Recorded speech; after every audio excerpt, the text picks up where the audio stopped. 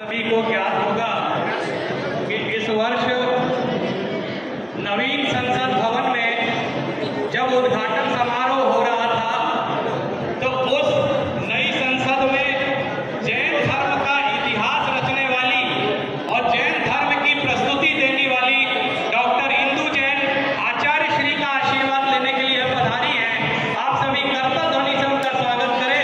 मैं उनसे निवेदन करता हूं कि उन्होंने जो नई संसद के उद्घाटन में जो प्रस्तुति दी थी वो प्रस्तुति हम सभी के समक्ष प्रस्तुत करें।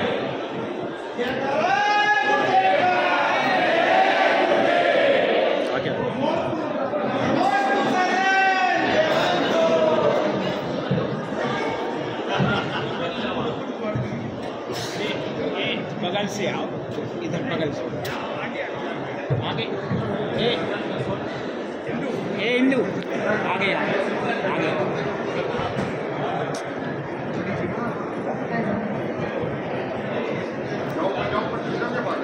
रमो झिड़ाड़ो, जय जनेन्द्र, जय श्री आदिनाथ, जय श्री महावीर। एक साथ आप लोग एक बार बोलेंगे, रमो झिड़ाड़ो, जय जनेन्द्र, जय श्री आदिनाथ, जय श्री महावीर।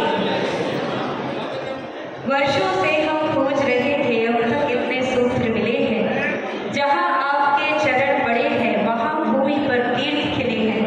आपको पास पाकर मन के प्रांगण में दिव्य ज्ञान की वृष्टि हुई है।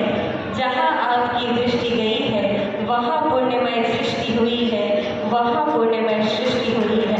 आचार्य श्री के चरणों में सत्संग नमोस्तु नमोस्तु नमोस्तु। 7वीं शताब्दी के सुप्रसिद्ध न्याय विद्याभूषण आचार्य भट्ट अकलंक देव द्वारा रचित लघियस्त्रय जैसे महान और गंभीर ग्रंथ पर यहाँ पर मुझे आचार्य श्री के सानिध्य में आयोजित त्रिदिवसीय संगोष्ठी में आज मुझे इस धर्म सभा का मंगलाचरण करने का अवसर प्राप्त हो रहा है। ये मेरा अति सौभाग्य है।